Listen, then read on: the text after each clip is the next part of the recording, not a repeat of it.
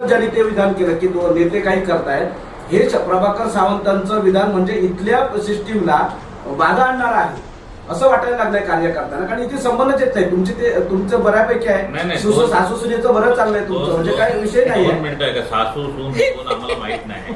पण एक तुम्हाला सांगतोय दीपक भाई जर तुम्हाला स्टेटमेंट करत असतील मी ऐकलं नाही स्टेटमेंट ते इकडे तर कोण भाजपचं घेणार नाही भाजपचं घेणार भाजपचं जायलाच तयार नाही तर घेणार काय त्याने जर जात असतील तर घेऊन दे ना.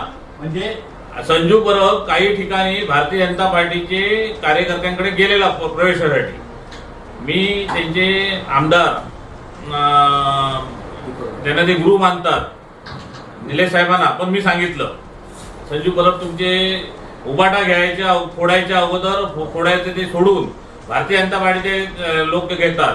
दीपक भाईंना पण मी कल्पना दिली.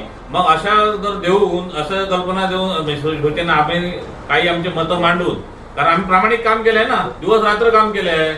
3 वाजता आम्ही घरात कुणाच्या झोपलो नाही जाऊन समजलं ना बरोबर ना. मग आम्ही प्रामाणिक काम करून भारतीय जनता पार्टीने जर असे जर चुकीच्या पद्धतीने जर जिल्हा प्रमुख त्यांचे जर करत असतील त्यांची मर्यादा किती आहे आणि प्रभाकर सावंतांवर किती बोलायचं त्यांनी ही पण जरा तुम्ही पण समजून घ्या ना.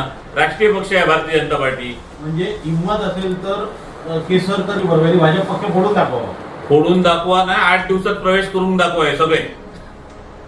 मग आम्ही शून्य होऊन राणे साहेबांच्या नेतृत्वाखाली चव्हाण साहेबांच्या नेतृत्वाखाली आणि पालकमंत्री नेतृत्वाखाली आम्ही परत पक्ष शून्य करून बांधतो परत. आणि येणाऱ्या सर्व निवडणुका या 2 महिन्यात आहेत. या 2 महिन्यात आम्ही सर्व इलेक्शन आम्ही जिंकून दाखवतो.